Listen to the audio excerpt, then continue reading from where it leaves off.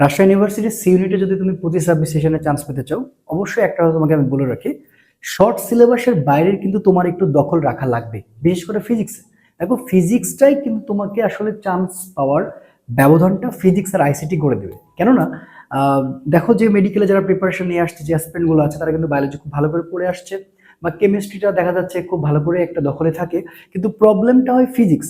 এখন দেখো ফিজিক্সে 25টা কোশ্চেন থাকে, তুমি যদি শর্ট সিলেবাসের বাইরে মানে প্রস্তুতি নিয়ে যাও, দেখা যাচ্ছে তুমি কিন্তু 15 থেকে 16 মার্ক পেয়ে যেতে পারো। হ্যাঁ, মানে এটা তোমার একটা সম্ভাবনা আছে। বাট তুমি যদি শর্ট সিলেবাস মানে তুমি যদি শর্ট সিলেবাসের বাইরে কিছু টপিক অন্তত জাস্ট ওই দখলটা করে যেতে পারো, অন্তত তুমি কিন্তু এখানে মিনিমাম, আমি বিশ্বাস করি যে তোমার 20টার কাছাকাছি একটা কারেক্ট হওয়ার কিন্তু একটা সম্ভাবনা থেকে যাবে। তো এবার আসো যে ফিজিক্সের ক্ষেত্রে শর্ট সিলেবাসের এবার আসো ফিজিক্সের ক্ষেত্রে শর্ট সিলেবাসের বাইরে কোন কোন জায়গা থেকে বেশি প্রশ্ন হয়েছে বা প্রশ্ন আসার একটা ভালো সম্ভাবনা রয়েছে। আসো আজকের ভিডিওতে পুরো বিশ্লেষণের মাধ্যমে আমি তোমাকে বুঝিয়ে দিব, এবং শর্ট সিলেবাসের বাইরে কিন্তু অধ্যায়ের আমি ক্লাসও দেবো ইনশাল্লাহ। তো চলো খুব মনোযোগ দিয়ে একটু দেখার চেষ্টা করবা, ঠিক আছে? তাহলে রাজশাহী ভার্সিটিতে ফিজিক্সের কোশ্চেন হয় কয়টা ভাই? 25টা। এখন সবচেয়ে বেশি গুরুত্বপূর্ণ টপিক বা সবচেয়ে বেশি গুরুত্বপূর্ণ অধ্যায় হচ্ছে গতিবিদ্যা। এই গতিবিদ্যা থেকে কিন্তু সবচেয়ে বেশি প্রশ্ন হয়েছে বিগত 5 বছরে, কিন্তু এটা অনেকেই প্রিপারেশন নিয়েও যায় নাই, দেখেও যায় নাই, বা বুঝতেও পারে নাই যে এটা আবার কি দরকার, কি পড়ার। সো গতিবিদ্যা অধ্যায়টা হচ্ছে 3 স্টার। আসো আমি তোমাকে দেখাই যে কোন কোন টপিকগুলো থেকে সবচেয়ে বেশি প্রশ্ন আসছে। খেয়াল করো, 24-25-এ ভি মানে ইউ মাইনাস জিটি, অর্থাৎ এই সমীকরণ থেকে কিন্তু আমাদের আসলে ম্যাথ করতে বলা হয়েছে। তো এই সমীকরণটা এমন কোনো কঠিন কিছু না যে তোমাকে দেখলে খেয়ে ফেলবে।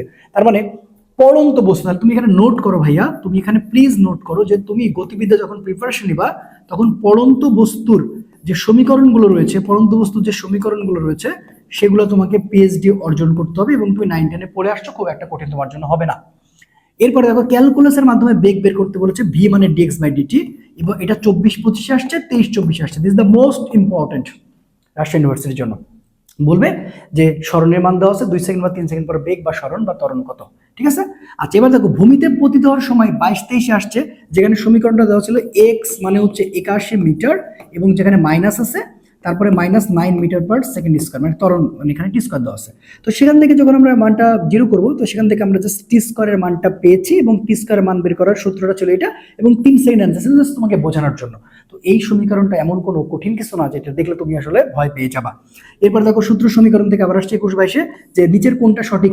ভি মানে ডিএক্স বাই ডিটি যেমন সঠিক, তেমন এ মানে হচ্ছে ডিবি অফ ডিটি সঠিক। সো এটা তোমাকে জাস্ট বলছে নিচের কোনটা সঠিক, ক্যালকুলাসের মাধ্যমে প্রমাণ করে দেখাও। সো এটা, এই ধারণাটা তোমার থাকা উচিত, বা তুমি পেরেছো। এরপর দেখো লেখচিত্র থেকে প্রশ্ন আসছে, লেখচিত্র থেকে আসছে 22-23-এ, লেখচিত্র থেকে আসছে হচ্ছে 21-22-এ। এবার সম্পর্ক অনুপাত, যে দেখো বেগের সাথে আসলে যে দূরত্বের সম্পর্কটা কি, সেটা তোমাকে বলা হয়েছে। এটা হচ্ছে গতিবিদ্যার সমীকরণ থেকে আসছে। তাহলে আমরা বলতে পারি যে গতির সমীকরণ থেকে কিন্তু আমাকে খুব জোরালো করে দেখা লাগবে। ওকে, আবার লেখচিত্র আসছে 20-21-এ।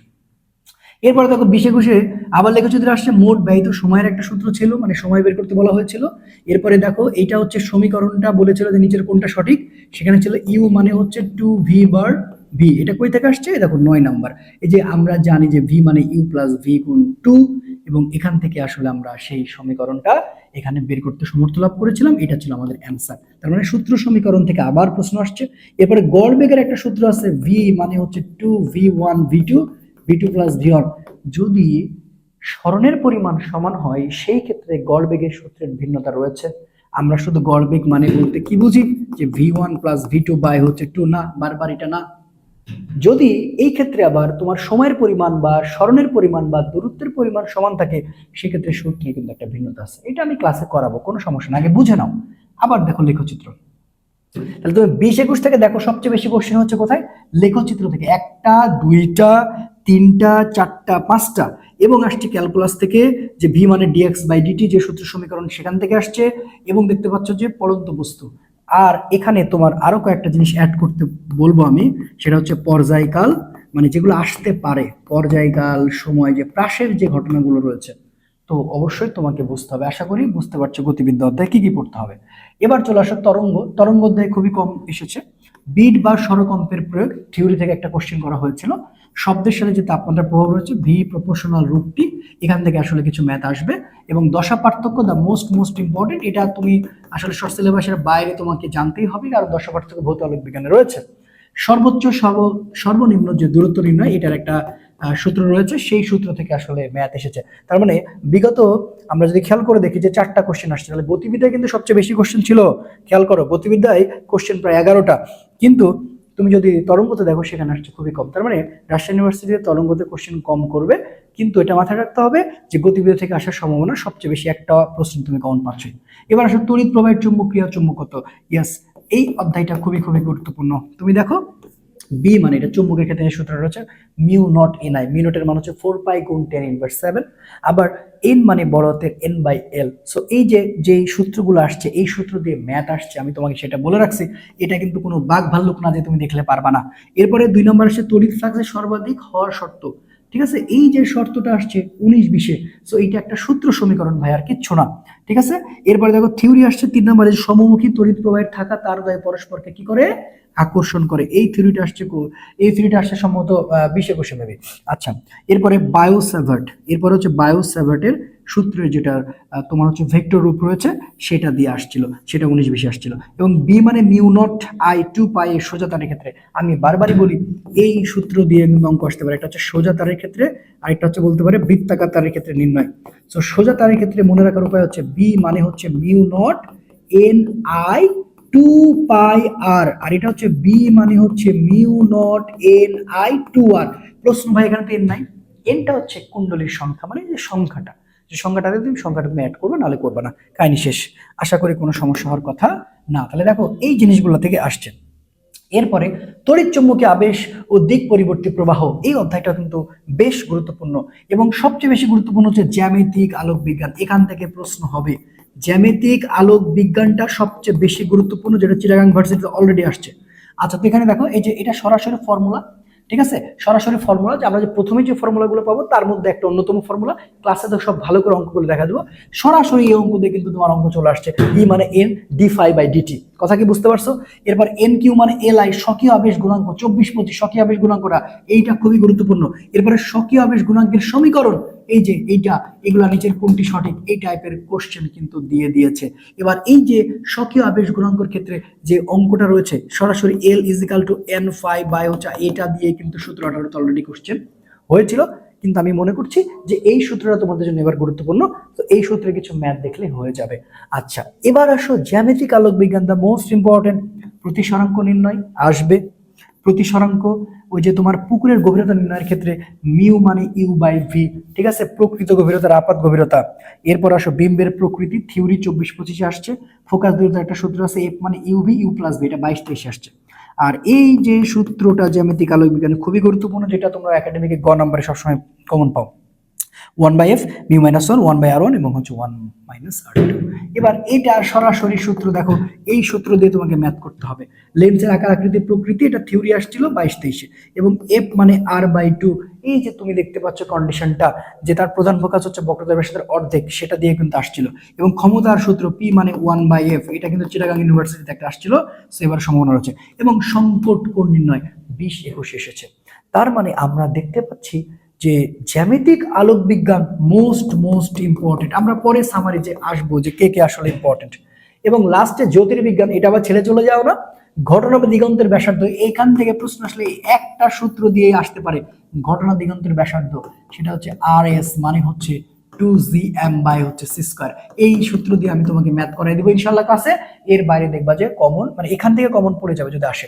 আরেকটা হচ্ছে কৃষ্ণ বিবরের নামকরণের মান 20-21 আসছিল, যেসব নিউটন তরঙ্গ রেডিও বা তরঙ্গ বিকিরণ করে তাদেরকে পালসার বলে। আর একটা হচ্ছে নক্ষত্রের জ্বালানি পড়ে শেষ হলে কোনটিকে পরিণত হয়, সেটা হচ্ছে লাল দানব। ঠিক আছে, তো এই যে ইয়েগুলো তুমি সবচেয়ে ভালো করে দেখবা, তাহলে তোমার হয়ে যাবে। এখন আমরা এখান থেকে মানে আমরা আলোচনা আসতে পারি প্রথম পত্রে গতিবিদ্যা থেকে প্রশ্ন কিন্তু হচ্ছে। প্রথম পত্র থেকে গতিবিদ্যা, এইটা একটু ভালো করে তোমার পড়া লাগবে। সো এইটা আমি কিন্তু এই ক্লাসটা সবার জন্য উন্মুক্ত এবং ফ্রি করে দেবো, সেটা আগামীকালকে আপলোড দেবো ইনশাআল্লাহ। ওকে, এরপরে আসো তরঙ্গটার বেশ কয়েকটা জিনিস পড়া লাগবে, এটাও পড়া লাগবে। তবে সেকেন্ড পার্টে সবচেয়ে গুরুত্বপূর্ণ হচ্ছে জ্যামিতিক আলোক বিজ্ঞান। কি বললাম ভাই? জ্যামিতিক আলোক, এটা তোমাকে উপরে রাখা লাগবে। জ্যামিতিক আলোক বিজ্ঞান তোমার প্রায়োরিটি লিস্টে সবার উপরে থাকবে, যে জ্যামিতিক আলোক বিজ্ঞানের সবচেয়ে বেশি। জ্যামিতিক আলোক বিজ্ঞানের পাশাপাশি চৌম্বকের দুইটাই তোমাকে দেখা লাগবে। মানে এই পাঁচটা, এই যে পাঁচটা, এই পাঁচটা আরেকটা আছে, ওখানে খুব একটা ইয়ে না হলে এই পাঁচটা তোমাকে দেখা লাগবে। তবে প্রায়োরিটি লিস্টে হচ্ছে ফার্স্ট পার্টের গতিবিদ্যা আর সেকেন্ড পার্টের হচ্ছে জ্যামিতিক আলোক বিজ্ঞান। কথা বুঝছো? আচ্ছা, এখন তুমি কিন্তু আমাদের সাথে রাজশাহী ইউনিভার্সিটির সি ইউনিটের কোর্সে যুক্ত হয়ে যেতে পারো। ঠিক আছে, অর্থাৎ আমাদের একমাত্র আমরা রাজশাহী ইউনিভার্সিটির সি ইউনিট নিয়ে খুব ভালোভাবে কাজ করি এবং কাজ করে আসতেছি। তোমরা জেনে অবশ্যই খুশি হবা। আমাদের যে কোর্সগুলো চলতেছে, একটা হচ্ছে আর ইউ ফুল কোর্স। দেখো, আর ইউ ফুল কোর্স, এই ফুল কোর্সে অলরেডি এনরোলমেন্ট কিন্তু 500+, অর্থাৎ এইখানে তোমার হচ্ছে কোর্স ফি হচ্ছে তোমার 400 টাকা। কিন্তু এটার সাথে যারা আবার এক্সাম ব্যাচ নিতে যায় তাদের কিন্তু কোর্স ফি হচ্ছে 500 টাকা, অর্থাৎ উইথ এক্সাম ব্যাচের কোর্স ফিটাও করা হয়েছে 400 একে মানে 500। আচ্ছা, আর ইউ ফুল কোর্স মেনলি তোমার 400 টাকা। সেই 400 টাকা তুমি কিন্তু সবকিছু পাচ্ছ, যে ফিজিক্স, কেমিস্ট্রি, ঠিক আছে, বায়োলজি, ম্যাথ, আইসিটি, এভরিথিং সবকিছু আমরা পূর্ণ দিচ্ছি। আবার তুমি শুধুমাত্র তুমি ফিজিক্স এবং আইসিটির পিডিএফ উইথ ম্যারাথন, অর্থাৎ পিডিএফ প্লাস হচ্ছে ম্যারাথন, এই কোর্সটা নিতে পারো। এই কোর্স ফি মানে এই কোর্সের কোর্স ফিটা হচ্ছে মাত্র 200 টাকা। সো এখানে তোমাদের বলে রাখি 1.1K মেম্বার অলরেডি, মানে এখানে 1100 স্টুডেন্ট অলরেডি এনরোল করে ফেলেছে। এই কোর্সে 500, এই কোর্সে 1100। আর সর্বশেষ আমাদের শুধুমাত্র এক্সাম ব্যাচে তুমি অ্যাড হইতে পারো, শুধুমাত্র এক্সাম ব্যাচ। তো শুধুমাত্র এক্সাম ব্যাচ, আর ইউ এক্সাম ব্যাচ, এই এক্সাম ব্যাচের কোর্স ফি মাত্র 100 টাকা।